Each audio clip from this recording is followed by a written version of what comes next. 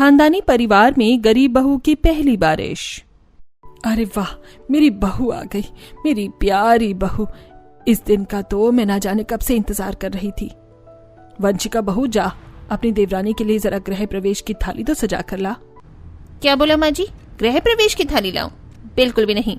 आपकी प्यारी बहू आई है ना, तो आप ही उठकर थाली भी ले लो। इसे अचानक क्या हुआ? सारे घर में मेहमान हैं और ये मुझे इस तरह से जवाब दे रही है। कोई नहीं, इनके सामने तो मैं इससे कुछ बोल नहीं सकती हूँ, नहीं तो लोग कहेंगे कि ये कैसा खानदानी घराना है। ठीक है बहू, मैं समझती हूँ कि तू क्यों मना कर रही है मुझसे आरती की थाल लाने को। मैं खुद ही वो ले लूंगी। यमुना ने ऐसे बोलकर गृह प्रवेश की तैयारी भी खुद ही की और फिर वो अपनी नई बहू के गृह प्रवेश के लिए आरती करने लगी। यमुना का महल जैसा घर पूरा जगमगा रहा था। ऐसे में दरवाजे पर खड़ी बहू के मन में भी काफी कुछ चल रहा था। मेरा कितना बड़ा और अमीर ससुराल है। यहाँ के सामान से लेकर सब कुछ खानदानी है, बिल्कुल जैसा मैंने सुना था। पूजा अपने घर को देखकर हैरान थी। पूजा एक गरीब लड़की थी जिसकी शादी यमुना नाम की एक बेहद ही अमीर औरत के घर में हुई थी। यमुना का घर खानदानी घर था। सारे गांव में उनके खानदान की रईसी मशहूर थी और सदियों से अमीर ही चलते आने की वजह से यमुना के घर को सभी खानदानी घराना बुलाते थे। कुछ ही देर में पूजा की आरती पूरी हो गई, जिसके बाद गृह प्रवेश करती हुई पूजा घर में अंदर आई। बहू, मैं बता भी नहीं सकती हूँ कि आज मैं कितनी ज्यादा खुश हूँ। सच में। देख, अब मैं तुझसे कोई थकने वाला काम नहीं करवाऊंगी। तू जा और जाकर अपने कमरे में आराम कर ले। यमुना ने पूजा को उसके कमरे में छुड़वा दिया, जिसके बाद सभी घर के मेहमान और यमुना के घर वाले बैठकर बातें करने लगे।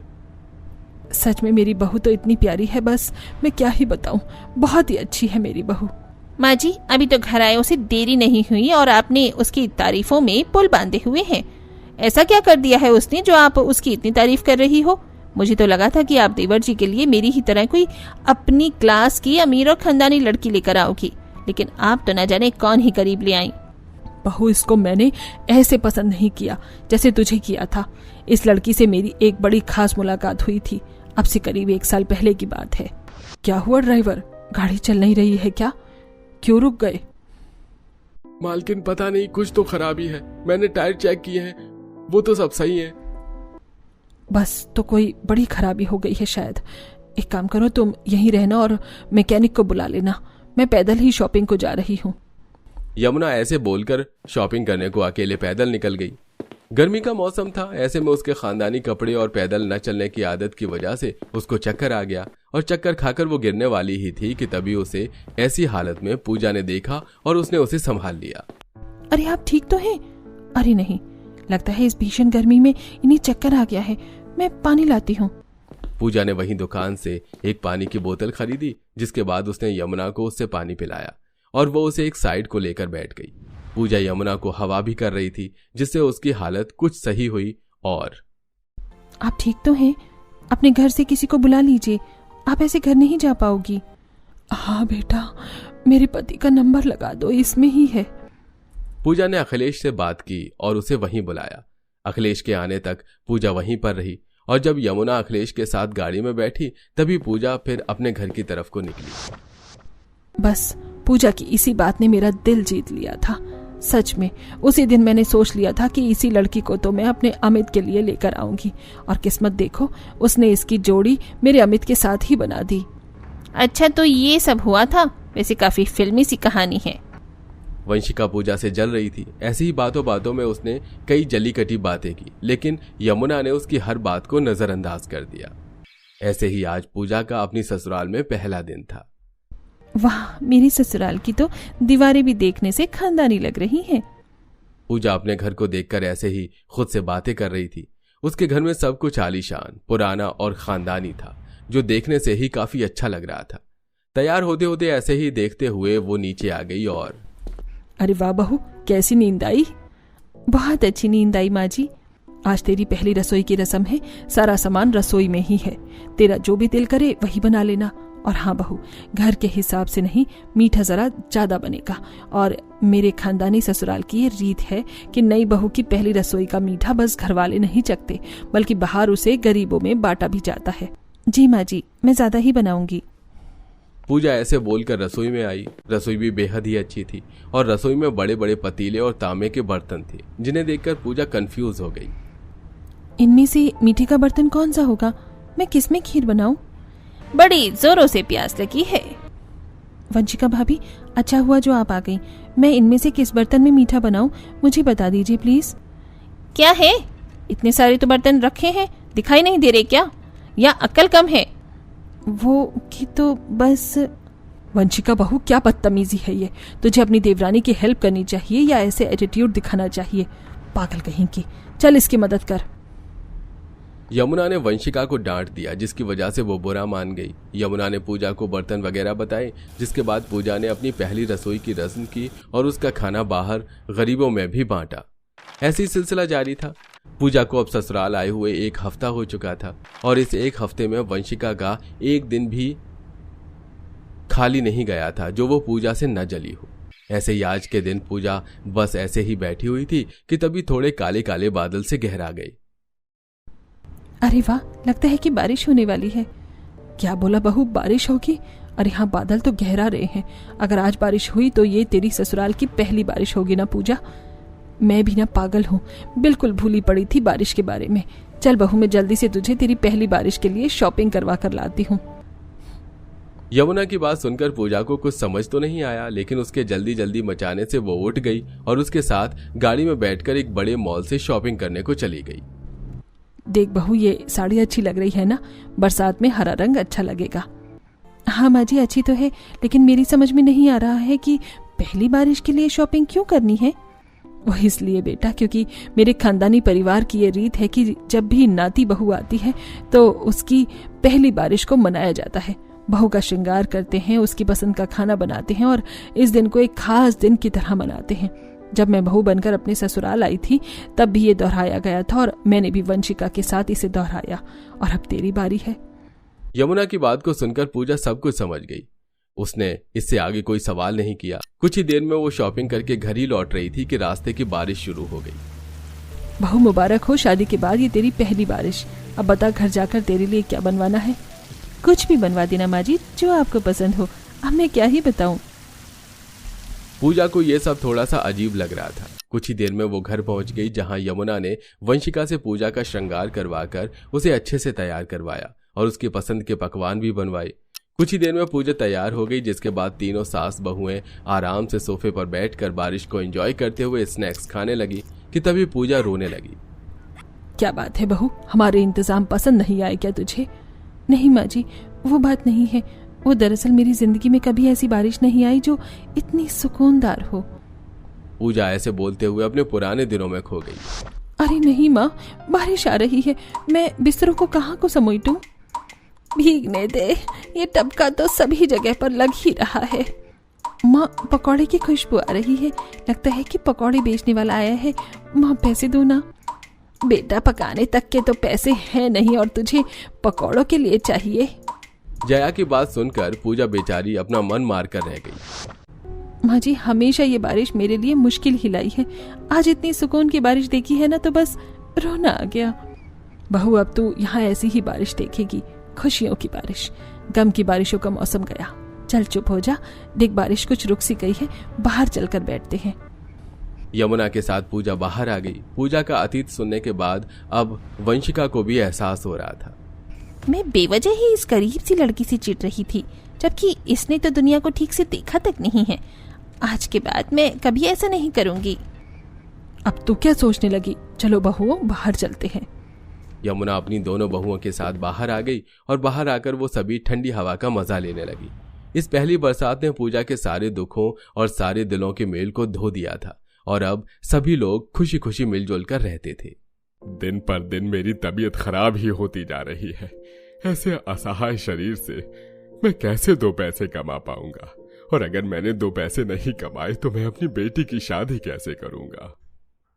यही चिंता तो मुझे भी सताती रहती है कि ना जाने कैसे घर में मेरी गरीब बेटी की शादी होगी, कहीं उसकी जिंदगी भी मेरी तरह संघर्षनीय ना हो जाए, बेचारी को हर छोटी छोटी चीज के लिए संघर्ष ना करना पड़े। नहीं नहीं, मैं बिल्कुल नहीं चाहता जो जिंदगी हमने जी वो हमारी बेटी को भी जीनी पड़े। चूल्हे के पास बैठी नीलम रोटियां सेकते हुए। मेरी चिंता मत कीजिए माँ पिताजी, और वैसे भी मुझे अभी शादी नहीं करनी। मुझे मेहनत करके पहले आपके लिए कुछ करना है, उसके बाद सोचूंगी शादी की। नीलम एक गरीब परिवार की लड़की थी। पिता की उम्र ज्यादा ना होने की वजह से वह अब ठीक तरीके से कामकाज भी नहीं कर पाते थे, इसलिए नीलम की माँ घर में रहकर अपने पति की सेवा करती थी और नीलम अपने घर की आर्थिक स्थिति को संभालने के लिए सड़क पर घूम घूम कर फल बेचा करती थी। तभी एक दिन कड़ी धूप में नीलम बाजार में खड़ी होकर फल बेच रही होती है कि तभी बाजार की भीड़ भड़के में एक औरत धक्का खाकर गिर जाती है और उसके सर पर पत्थर लगने की वजह से गहरी चोट आ जाती है। आसपास के लोग ये सब देखकर बातें बनाने लगते हैं। वहीं कुछ लोग फोन पर उसकी वीडियो रिकॉर्ड करने लगते हैं। देखो गाइस, बाजार में कैसे इस औरत के सिर पर चोट लगी है। इस चोट को देखकर आप क्या कहना चाहेंगे गाइस? कमेंट सेक्शन में जरूर बताइए। अरे ये तो बेहोश हो गई बेचारी, लगता है इसके साथ कोई नहीं है। तभी भीड़ को साइड करते हुए वहां नीलम पहुंचती है। हटिए, दूर हटिए, क्या तमाशा लगा रखा है आप लोगों ने? दूर हटिए यहाँ से, हवा लगने दीजिए उन्हें। आंटी, आंटी आप ठीक है? अरे ये तो बेहोश हो रखी है, इनके मुंह पर पानी की छींटें डालनी होंगी। अब नीलम अपने ठेले से पानी की बोतल लेती है और बेहोश औरत के मुंह पर डालती है, फिर दुपट्टे से उनके जख्म को साफ करती है। इसके बाद बेहोश औरत को होश आता है। आंटी, आंटी अब ठीक हैं आप? हाँ बेटी, अब मैं ठीक हूँ। मुझे तो समझ नहीं आ रहा मैं तुझ जैसी भली लड़की का कैसे शुक्रिया अदा करूँ। भगवान तेरा भला करे। अब वो बेहोश औरत होश में आने के बाद अपने घर पहुंचती है। वहीं नीलम भी शाम को अपने फलों का ठेला लेकर घर जाती है। आ गई मेरी बच्ची, आजा खाना खा ले, तेरा ही इंतजार कर रही थी। ऐसे ही कुछ दिन गुजरते हैं और एक दिन महेंद्र अपनी पत्नी से कहता है, जानकी मैं सोच रहा था कि अब हमें अपने बेटे की शादी कर देनी चाहिए। तुम्हारी नजर में कोई सुंदर लड़की हो तो कहो। सुनिए जी, एक दिन आपको याद है मैंने कहा था कि एक लड़की ने भरे बाजार में मेरी मदद की थी। मुझे वो लड़की बहुत पसंद है। क्या हम उस लड़की से अपने बेटे की शादी कर सकते हैं? अरे क्यों नहीं कर सकते। अगर तुमने कहा है कि तुम्हें वो लड़की पसंद है तो जरूर उसमें कोई ना कोई खास बात होगी। इसलिए अब उस लड़के से हम अपने बेटे की शादी करेंगे। अब ये सारी बात जब अविनाश को पता चलती है तो अविनाश भी अपनी माँ के फैसले में हाँ भर देता है। जिसके बाद जानकी अपने पति के साथ नौकरों को लेकर नीलम के घर पहुंचती है। नौकरों के हाथ में बड़ी सी थाल में नोटों की गड्डी होती है। वहीं दामिनी अपने घर में इतने अमीर लोगों को देखकर घबराई हुई थी। अरे आप लोग कौन हैं? तभी नीलम जानकी को देखकर, अरे आंटी आप, अब आपकी चोट कैसी है? माँ ये वही है जिनके बारे में मैंने बताया था ना, आइए ना आंटी। अब नीलम जानकी और महेंद्र को खाट पर बैठाती है। दामिनी जी, आपकी बेटी की भलाई मेरे दिल को भा चुकी है। बुरा मत मानिएगा, ऐसे अचानक आपके घर पर आ गई, पर अब अचानक ही आपसे इतनी बड़ी बात कहने जा रही हूँ कि मैं आपकी बेटी को अपने घर की बहू बनाना चाहती हूँ। पर हम लोग आप लोगों से बहुत गरीब हैं। हमारे और आपके बीच जमीन आसमान का अंतर है। फिर ये रिश्ता कैसे हो सकता है? भाई साहब, जब रिश्तों को संस्कारों से जोड़ा जाता है तो वहाँ पैसों की अहमियत कुछ खास रह नहीं जाती। आप चिंता मत कीजिए, हमें आपकी आर्थिक स्थिति से कोई लेना देना नहीं है। हमें तो बस आपकी बेटी को अपने घर की बहू बनाना है। मुझे तो समझ में नहीं आ रहा कि मैं आप लोगों का शुक्रिया अदा कैसे करूं। आप हम गरीब परिवार के लिए किसी फरिश्ते से कम नहीं हैं। बस बस बस, अब तो आप हमें शर्मिंदा कर रही हैं। चलिए अब खुशी खुशी इस रिश्ते को पक्का करते हैं। नौकर चलो, अब मेरी प्यारी बहू के ऊपर लाखों लाखों नोटों की गड्डी लुटाओ, क्योंकि मेरी मनपसंद लड़की मेरे घर की बहू बनने वाली है।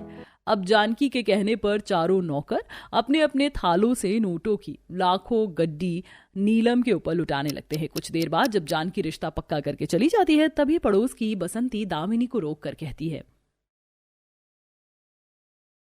क्या बात है दामिनी, तेरी बेटी की शादी तो बहुत रईस परिवार में हो रही है। जहाँ तक मुझे पता है वह अमीर लोग अपनी छोटी से छोटी खुशी में लाखों लाखों नोटों की गड्डी हवा में यूं ही उड़ा देते। अब तो तेरी बेटी भी पैसे वाले परिवार में राज करेगी, राज। हाँ बसंती, बस अब किसी की नजर ना लगे मेरी बेटी की खुशियों में। अब कुछ ही दिनों में बड़े ही धूमधाम से दामिनी की शादी हो रही होती है, जहाँ दामिनी के मंडप पर भी उसके ससुराल वाले करोड़ नोटों की गड्डी यूं ही लुटा रहे होते हैं। देख रही हो बिंदु, नेहा के ससुराल वाले मंडप पर कितने लाखों करोड़ों नोटों की गड्डी यूं ही लुटा रहे हैं अपनी बहू पर। अरे इतने पैसे तो नीलम की गरीब माँ ने कभी एक साथ नहीं देखे होंगे जितने पैसे उसकी बेटी के अमीर ससुराल वालों ने एक झटके में लुटा दिया हवा में। सच कहूं सरला, तो अब इस गरीब माँ की बेटी को मिल चुका है पैसे लुटाने वाला ससुराल, और अब यहाँ इस गरीब माँ की बेटी पैसों में राज करेगी। अब नीलम पूरे विधि विधान के साथ बड़ी सी कार में बैठकर अपने ससुराल पहुंचती है, जहाँ कार से उतरते ही सभी नौकर नीलम और अविनाश के ऊपर पैसों को लुटाने लगते हैं। और पैसे लुटाओ, जितने पैसे रखे हुए थाली में वो सब लुटा दो, मेरी भाभी आई है भाभी। लाओ इधर दो, मुझे भी पैसे दो, मैं भी अपनी भाभी के ऊपर पैसे लुटाऊंगी। हे भगवान, अभी तो मैं घर के अंदर भी नहीं आई हूँ और मेरे ससुराल वाले इतना पैसा लुटा रहे हैं मुझ पर। जब घर के अंदर जाऊंगी तब क्या करेंगे मेरे ससुराल वाले? कहाँ खो गई नीलम? चलो घर के अंदर चलो। अब नीलम घर के अंदर आती है, जहां जानकी आरती की थाली में लाखों नोटों की गड्डी रखी हुई होती है। वहीं घर के चौखट को फूलों की जगह नोटों की गड्डी से सजाया हुआ होता है और चावल का कलश भी नोटों से ही सजा हुआ होता है। आओ बहू रानी, अपने दाएं पैर से कलश गिराकर घर के अंदर आओ। अच्छा रुको बहू, एक बार मैं ये पैसे तुम्हारे सर से वार कर लुटा दूं, इससे तुम्हारी बुरी नजर उतर जाएगी। अब जानकी बहू के सर से नोटों को घुमाकर हवा में उड़ा देती है। हे भगवान, ये एक नोट कमाने के लिए मैं कड़ी धूप में कितनी मेहनत करती थी, और आज भगवान ने मुझे इतना पैसे वाला ससुराल दे दिया है जहां बात बात पर मेरे ससुराल वाले मुझ पर पैसे ही लुटाते रहते हैं। जाइए भाभी, अब आप आराम कर लीजिए। अब नीलम अपने पति के साथ अपने कमरे में जाती है, जहां नॉर्मल बेडशीट की जगह पैसों की बेडशीट बिछी हुई होती है। बाप रे, कहाँ मैं साधारण सी चटाई पर सोने वाली, और यहाँ मेरे ससुराल में तो पैसों की बेडशीट बिछी हुई है। अब नीलम अपने पैसे से बिछी चादर पर आराम करती है और अगले दिन सुबह नीलम अपनी पहली रसोई का खाना बनाकर अपने ससुराल वालों को खिलाती है। इसके बाद एक बार फिर सभी लोग अपने पर्स से पैसे निकाल कर नीलम के हाथ में थमाने लगते हैं। बहू, तुम्हारे हाथ का पकवान बहुत स्वादिष्ट था। ये लो अपनी पहली रसोई का नेक, पूरे 5 लाख रुपए। नीलम, मेरी तरफ से ये डायमंड का हार और 10 लाख रुपए कैश। अब इसी तरह एक बार फिर नीलम के ससुराल वाले कई तरह के महंगे तोहफे और पैसे देकर नीलम के ऊपर पैसे लुटाने लगते हैं। फिर अगले दिन नीलम की मुंह दिखाई की रस्म होती है और जानकी के कई रईस रिश्तेदार नीलम को देखने आते हैं और सभी रिश्तेदार नीलम को नोटों की गड्डी से नवाजने लगते हैं। जानकी, तेरी बहू बहुत खूबसूरत है, मैं तो जितने नोटों की गड्डी लुटाऊं उतनी कम है। शुक्रिया उर्मिला। वहीं दूसरी तरफ राधा और अंतिमा पैसे उड़ाने वाले गन को चलाती हुई। ये हमारी भाभी सबको बहुत पसंद आई है और आएंगी भी कैसे नहीं, आखिर इतनी खूबसूरत जो है हमारी भाभी। ईस्ट और वेस्ट मेरे भैया भाभी सबसे बेस्ट। ये भगवान, मेरे पैसे वाले ससुराल को किसी की नजर ना लगे। ये लोग कितना पैसा लुटा रहे मुझ पर, घड़ी घड़ी बात बात पर सिर्फ पैसा ही लुटाते हैं। अब इसी तरह नीलम अपने ससुराल में खुशहाली भरी जिंदगी गुजार रही होती। तभी एक दिन वह अपनी गरीब माँ को याद करते हुए, एक समय था जब मेरी गरीब माँ को मेरी शादी की चिंता खाई जाती थी, पर सच कहूँ तो अब मुझे मेरी गरीब माँ की चिंता हो रही है। न जाने वो कैसे अपनी जिंदगी गुजार रही होंगी। नीलम ऐसा बोल ही रही होती कि तभी कमरे में आता है अविनाश। नीलम की सारी बातें सुनकर उसके पास आता है और उसे गले से लगाकर कहता है, नीलम, तुम्हें अकेले अपनी गरीब माँ की चिंता करने की कोई जरूरत नहीं है, क्योंकि तुम्हारी माँ मेरी भी माँ है। जैसे तुमने मेरी माँ की बिना कुछ सोचे समझे मदद की थी, वैसे ही अब मेरी बारी है। अब इसी तरह अविनाश अपने बीमार ससुर का एक अच्छे डॉक्टर से इलाज करवाता है, साथ ही अपनी सास ससुर को एक सुंदर सा घर खरीद कर देता है। दामाद जी, आपने मुझ गरीब पर बहुत बड़ा उपकार किया है। नहीं नहीं, ऐसा मत कहिए। आप मेरी धर्मपत्नी की माँ है तो मेरी भी माँ हुई ना। आपके बुरे वक्त पर एक बेटा बनकर आपकी मदद करना मेरा सबसे बड़ा कर्तव्य है माँ जी। वाह बेटा, क्या विचार है तुम्हारे। भगवान तुम्हारे जैसा दामाद हर माता पिता को दे। अब अविनाश अपनी पत्नी के माता पिता की मदद करने के बाद अपने घर आता है। शुक्रिया अविनाश जी, जो आपने मेरे गरीब माता पिता की इतनी बड़ी मदद करी। मैं खुद को बहुत खुश नसीब मानती हूँ जो मैं आपकी पत्नी बनी। Love you Avinash ji. Love you forever my wife.